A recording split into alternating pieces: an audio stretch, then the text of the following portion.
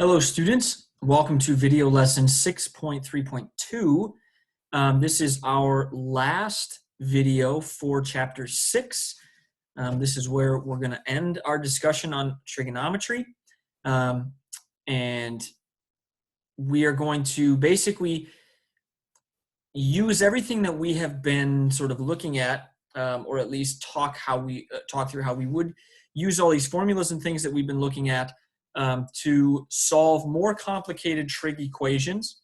And then we'll also talk about some extra ways that we can go about solving trig equations, substitution and zero product property, things like that. So we're going to solve 3 examples together. Okay, one comes from number 107, one comes from number 120, and one comes from number 122, but we're only doing part A of that one. Okay, so it's just 3 equations that I want to see you solve when you submit your work for this video. Just do make sure that you're showing me sort of all the work and that you're following along with all of these steps. So we're going to start with number 107, which gives us this equation here. The sine of x times the cosine of x is equal to 1/4. So we're being asked to solve this trig equation, but we haven't ever had to solve one where we have sine and cosine multiplied in the same equation. So we have to realize that the sine of x multiplied by the cosine x is almost the double angle formula for sine, correct? Almost the double angle formula for sine. Remember that in our a couple of videos ago when we did the double angle formula, we looked at this formula that the sine of 2x is equal to 2 times the sine of x times the cosine of x, right? So that formula, we have most of the right-hand side here. The thing we don't have is the 2 multiplied in front.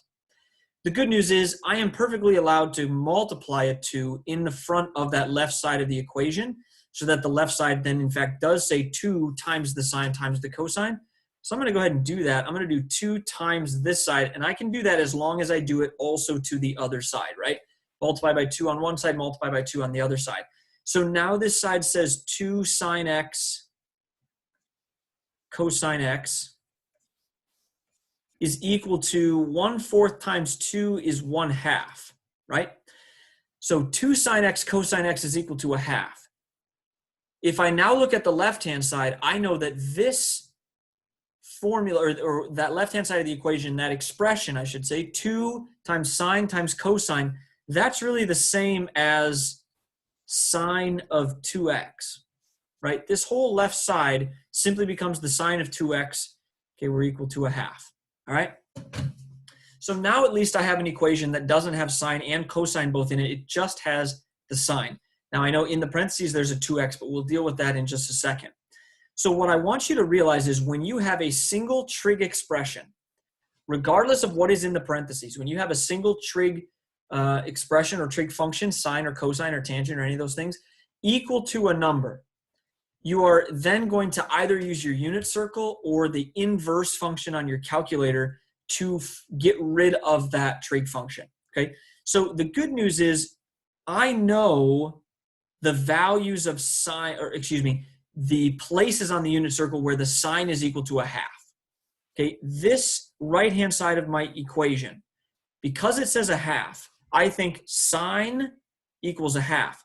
Sine equals 1/2. Do I know on my unit circle places where the sine equals 1/2? The answer is absolutely yes, right? The sine equals 1/2 at this point here and this point here, which I believe are pi over 6 and 5 pi over 6. Okay, pi over 6, 5 pi over 6. Those are the 2 spots, the 2 angles that if I put them in the parentheses, the sine of those angles would equal 1/2.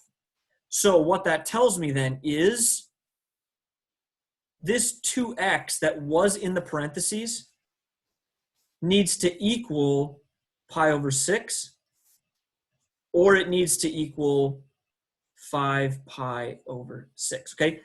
So what I've done, once I have just a single trig function of whatever's in the parentheses equal to something from my unit circle, I can just set what's in the parentheses equal to those 2 angles from the unit circle, okay? Now, when we solve trig equations, or when we solved trig equations earlier in this chapter, remember that this did not restrict the domain, right? There's no restricted domain here. It does not say something like this, like between 0 and 2 pi. That would tell me I should only look on the unit circle. There's nothing like that here, right? So this isn't here, which means my domain is totally unrestricted. So when I find my two values from the unit circle, I should plus 2 pi times n plus 2 pi times n onto both of those, okay? And these are sort of my solutions to the sine of whatever equaling a half. Now, it's important to note that I'm not quite finished here, right? I need this not to be 2x equals something and 2x equals something. I need it to be x equals, right? When I solve an equation, I need to say x equals. So I go back to these two equations that I wrote, right, from my unit circle, and I just divide away the 2 here, and then I divide this by 2, and I divide that also by 2, okay? This is really, really important. When you solve trig equations like this and you have to end up doing something after you found your unit circle angles, if the domain is unrestricted, you have to divide the 2 pi n also by whatever number, okay? In this case, by 2. So that's nice and easy because it just cancels out the 2, and so it becomes pi times n. Pi over 6 divided by 2 is really like multiplying by 1/2, so it becomes pi over 12. So I say pi over 12 plus pi n, because the 2 has been canceled out. And I do the same thing in this other equation, divide by 2, which is like timesing by 1/2. Divide away the 2, that cancels out on the 2 pi n, and it also becomes 5 pi over 12 plus, again, the 2 is gone, it's just pi times n. So this is a full answer to the solutions for this equation. Okay, remember that the original equation just said sine x cosine x multiplied together equals 4. So I have exact values from the unit circle in radians, right? These are angles in radians. Pi over 12 plus pi n as many times halfway around the circle as I want to go. 5 pi over 12, which is not quite up to pi over 2. And then again, plus pi n as many times as I want around and around and around and around the circle, okay? So if you recognize a piece of a trig equation as a piece or a part or almost one of the formulas we've been using, see if there's a way that you can find or see if there's a way that you can manipulate the equation, I should say, to make that part of your equation a part of the formulas that we have been using, right? So that's one example where we can make a slight adjustment to the equation and we can use double angle formula. Here's an example where we're going to use angle sum formulas. Okay, so here's an equation that looks kind of complicated, and we'll see exactly how complicated this one gets. But we have the sine of x plus pi plus the cosine of x plus pi is equal to negative cosine of x. So here I've got a lot of stuff going on, but the first thing I want you to realize is that I have the sine of two things added together and I have the cosine of two things added together. And I'm going to use my angle sum formulas to simplify those things. Okay, and I promise it is going to be simplified, even though it looks like it gets more complicated to begin with. So if I start with this sine of x plus pi, if I remember my angle sum formula for sine, it says, oops, I gotta go back to my pen. Should get rid of that. Delete, back to the pen. Okay, so the angle sum formula for sine says I should do the sine of the first angle, sine of x, times the cosine of the second angle, which is cosine of pi. And then I should add, because that was plus, the cosine of the first angle, which is x, times the sine of the second angle, which is pi.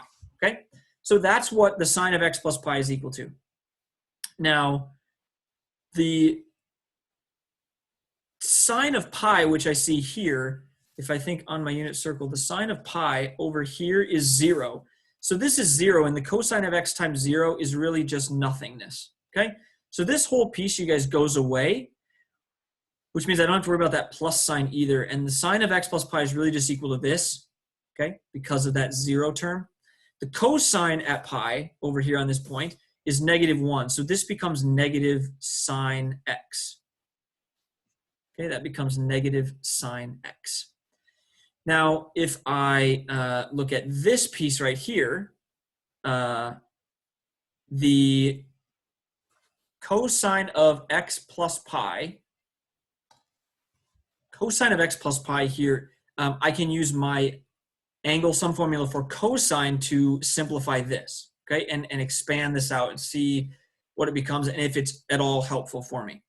So the cosine of x plus pi, if I remember my double angle formula for cosine, it says, I believe, cosine of the first angle times cosine of the second angle minus sine of the first angle, sine x, times the sine of the second angle, which is pi. Okay, but remember, again, the sine of pi is 0, right? Isn't that what we determined? So this whole piece, sine of x times sine of pi, which is 0, this whole thing is just 0. So I don't have to worry about this, and I don't have to worry about the subtraction sign, which is really nice. So this whole thing just becomes cosine x times cosine pi. Cosine pi, again, from our unit circle is -1. So this becomes basically plus a negative cosine of x. And then the other side of my equal sign still just says negative cosine x. So I've rewritten the equation with my angle sum formulas, and I now have negative sine x plus negative cosine x is equal to negative cosine x. Now, what I want you to notice is that I have the same thing here on both sides of my equation, right? I have a negative cosine x here and a negative cosine x here. So if I simply add a cosine x on this side, that cancels this out, and I add a cosine x on this side as well, cancels that out too. And so now this just says negative sine x, and this right-hand side just says 0, right? Because negative cosine x plus a cosine x cancels out. Those canceled out, so I end up with this. Now, does the negative sign actually matter anymore? No, not really, because negative sine x equals 0 is the same as sine x equals 0. So now I'm in a position where I can just go on my unit circle and I can think, okay, where on my unit circle does the sine of x equal 0? Well, I know for sure it's at pi because I've been using that this whole time, right? Yeah, that's why those pieces are gone. So x equals pi is definitely an option, okay? And then also an option is x equals 0, right? The sign at 0 on the positive x-axis is 0, so I can also say x equals 0, okay? Now, each of these, of course, gets plus 2 pi n because I did not have a restriction on the domain. But it's interesting to note here that if you just think about what would happen as I went around and around the circle, I really am just doing 0 and then 1 pi and then 2 pi and then 3 pi and then back to 4 pi, 5, 6, 7, 8, 9, 10, 11, 12, 13, all of the pi's, right? So a more simple way to write this solution here is just simply that x is equal to pi times n, where n is any integer. Could be 0, could be 5, could be anything pi, okay? So this is probably the easier way to do it, but if you can recognize from a unit circle, this is probably the most succinct, simple way to write the solutions, okay? And remember what we started with. We started with a pretty complicated looking trig equation, but using our angle sum formulas, we were able to separate some things out, figure some things out, and go from there, okay? Now, our last example comes from number 122. I'm actually going to go back one step from this, you guys, and I'm going to show you sort of what this might look like, what it might look like in an even more complicated sort of fashion, okay? So let's say that we're given this equation. We're given the equation sine x times cosine x plus sine x is equal to 0. Okay, so if I see this trig equation, the first thing that I notice is I have sine times cosine again like I had in the very first example, right? But I want you to think about what would happen if I were to double it to make this be 2 sine x times cosine x, right? That would be the double angle formula. If I double this, I also have to double this. And if I then replace it with the double angle formula, sine 2x plus 2 sine x is equal to 0, I don't think there's going to be any way for me to deal with those signs. So I don't actually want to do that. Okay, another thing that I always want you guys to look for when you look at a trig equation, particularly one that has multiple pieces, is the type of thing where if I moved everything to one side, like I have already done here, can I then factor something out? Okay, do they have common pieces in these different terms that I'm dealing with?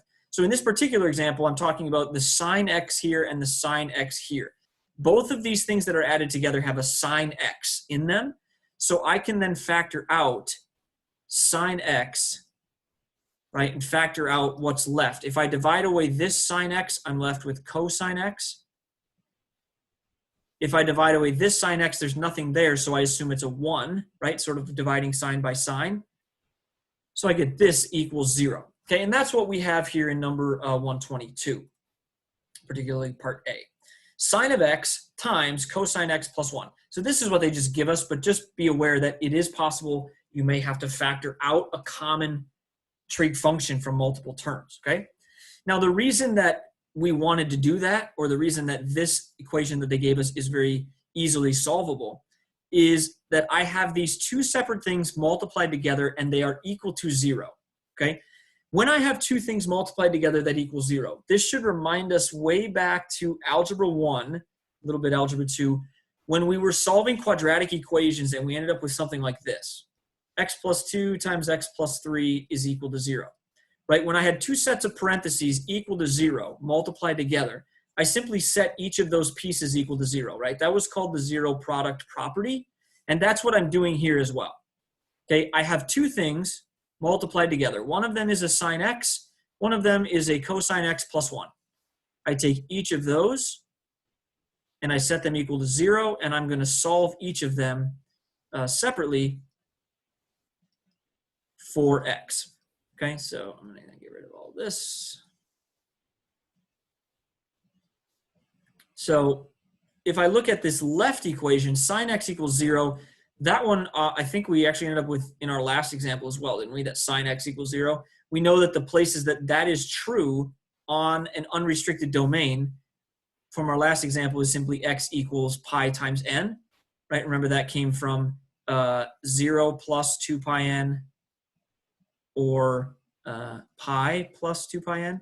So again, either of these is fine, but this is the more succinct way to do it. So that one is pretty easy to solve. Sine of x equals 0, we just go on our unit circle, find the points where it equals 0. This one is also pretty easy to solve. I just have to minus 1 from both sides, and I end up with cosine of x is equal to negative 1. So now I think where on my unit circle is cosine equal to negative 1? Well, it's over here at pi, right? So x equals pi. And then, of course, I could go around and around and around and around again. But aren't all of these solutions also going to be solutions from over here, right? So in this case, I don't actually need this, okay? This doesn't add any more answers. I didn't discover new solutions here. So this is really all of the solutions because there's a lot of overlap here, okay? But that's not always true. You may end up with a situation like this where when you solve each of these two separate equations equal to 0, you end up with very different answers, and then all of those solutions together make up our solutions for x, okay? So that's just 3 examples of solving trig equations using some of properties we know from before, some of the formulas we've used in this chapter or learned in this chapter. If you have any questions about anything or any of the homework or the practice I ask you to do please let me know. I'd be happy to help. Otherwise, that's all I have for you right now, and we'll talk to you soon.